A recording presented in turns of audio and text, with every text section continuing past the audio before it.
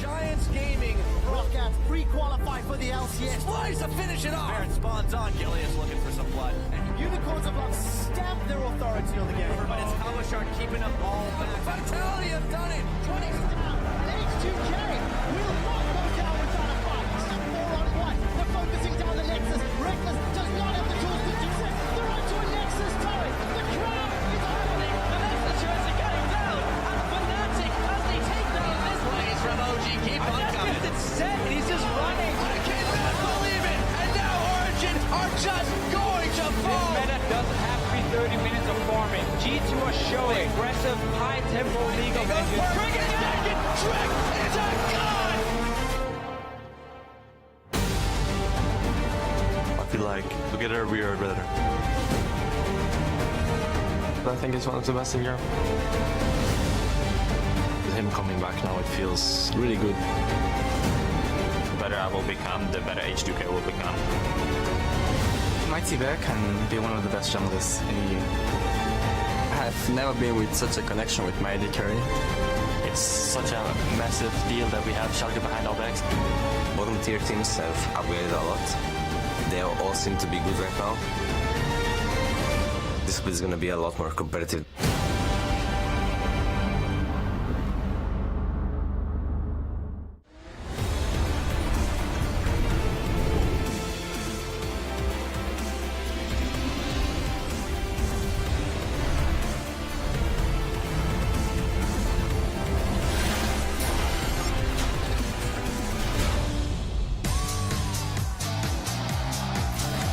Good evening, ladies and gentlemen, and welcome to opening day of the 2016 European LCS Summer Split. A lot has changed here in Berlin, Germany, where we have our brand new LCS studio. But the ultimate goal remains the same as we continue down the road to Worlds, and you get a sneak peek of that studio over there where H2K and Rockat will be playing their first game.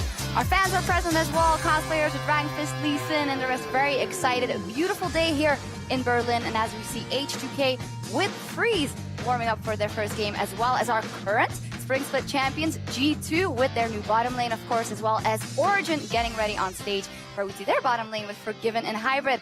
Hello, everyone. I'm EpicSkillshot supporter, excited to be back for another 9 weeks of heated competition here in Europe, where I'm joined by Mitch Kreppel-Voorspels and Andy Vedius Day, and of course, a new member of the LCS crew here. Vedius, you've done Challenger, but what does it feel like to be on the LCS Summer Split start? It's a little bit nerve-wracking, but I'm really excited to see what these LCS teams bring out on this pretty amazing patch. Yeah, aren't we all? Now, with a new split comes a lot of changes to the European LCS. First off, while all 10 of our teams from the Spring Split have returned, the lineup of Elements has been acquired by the Bundesliga organization of FC Schalke 04. Now, the league itself has a new format, with the round robin now being made entirely out of best of 2 matches. The teams will earn 3 points in the standings for a 2-0 win, while a draw will net each squad 1 point. Yeah, and there's also additional changes. We've changed how we honor individual performances. So back in Spring Split, we had the MVP system. We're switching right now, and also the OP5. We're switching right now to a player of the game system. So each match a player plays, they play 2 matches per series. So each match a player plays, one of the 10 players in that game gets awarded the player of the game. They tally up the points, then we can track as well who's doing the best out of all teams. And at the end of the season, it plays a part in the global season MVP selection. Multiple other sources will also weigh in their vote, and we tally that all together, and then we get to the eventual MVP. But the TLDR is every game we get a player of the game. TLDR 10 a day and 20 weekend, and we'll be able to look at the leaderboards, who is doing really well throughout the split.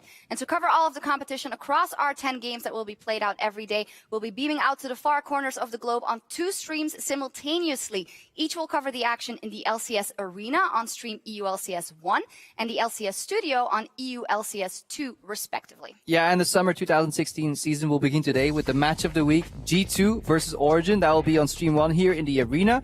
Then obviously we'll have H2K playing against Rockat in the studio. That will be stream EU LCS 2. Schalke will play versus Unicorn again in the Series 2 on stream 1. And then Spice will play against Vitality later on stream 2. Yep, we'll see how that all pans out. At the end of the day, though, Fnatic and Giants will be hosted on both streams, and that will be followed by the post-game lobby, which is our show where we wrap up everything that's happened in the day so far, and hopefully we see some excitement today. One of the things that's different, not in the format, but on the Rift, is patch 6.10. We haven't seen the LCS teams on that. Obviously, we had the big Mage update in 6.9. We've seen some other regions play it as well. And you've got some experience from Challenger, VODs. What do you think we're going to see here in the LCS? Yeah, there's still quite a lot of priority on Maokai and Lucian. Right now, they are being heavily picked in the LPL, being heavily picked in the LCK, and we saw them throughout the Challenger series as well. Interestingly, though, they haven't had that much success in terms of winning. So we've seen a lot of interesting counterplay, and it's nice to see this adaptation with the teams. Personally, what I'm most excited for is in the bottom lane, because now we're seeing much more engaged AD carries in the form of Sivir, Ashe, and Kalista, and I think this addition from the bottom lane is going to make things really interesting moving forward. Yeah, and it'll also be a good time to see if that kind of range support meta that came to fruition in MSI was just an MSI thing, or whether it's an international trend. We're already seeing the likes of Nami over in LPL2, or just very highly rated Bard players overall. So the shift from melee support into range support is something we'll track. And also with the Mage update, while Ryze and Azir are still tier 1, we could actually see the likes of Vladimir come out in the mid lane, maybe Swain in the top lane. So we'll actually see some new champions here in the summer split. Let's hope so. Let's hope we see a lot of diversity. Also, a lot of diversity over in the roster and the roster changes. More specifically, 18 roster changes. That is 2 more than in 2015. Going up. Mid-split, going up, yay! But it has a different dynamic this time around, VODs, because it's not like a lot of people moved over to NA. We just gotten an influx of a lot of new players. We certainly have. There are a lot of new players coming into the LCS, and we've got a lot of new Koreans joining us. Personally, I'm quite excited to see Parang from Rockat. I think he's going to be a valuable addition. And I know Deficio is super excited to see Mighty Bear on Vitality. Yeah, Deficio definitely Mighty Bear fanboy, although we need to see how he performs. But I think it's great because we got rid of some of the older names that weren't doing that well in some of these teams, and at least we get an influx of potential new talent. They may not perform better, but at least we're looking at new candidates to shine in their respective roles. And it's not like we lost a grand amount of talent over to, for example, North America, what we've used to see. So for overall, the European split should be stronger right now. Yeah, actually, people coming back to Europe, yay for that. And as these new lineups get put to the test, we want to get your take. Hop on Twitter and tell us, who do you think won or lost the off-season and why? A lot of changes. VODs, what do you think? Personally, I'm really excited to see Yellowstar back on Fnatic. I think that they did struggle last split. They didn't have a great regular season, and I think with Yellowstar being that leader once again, I think he's going to be a valuable addition once more for Fnatic. Yeah, and spoiler, almost half the tweets will be Sven and Mithy to esports because they picked up the best bot lane in the West. They come as a unit, and a lot of these bot lanes over in Europe have changed, or at least maybe gotten some members back. Look at Fnatic with Yellowstar again.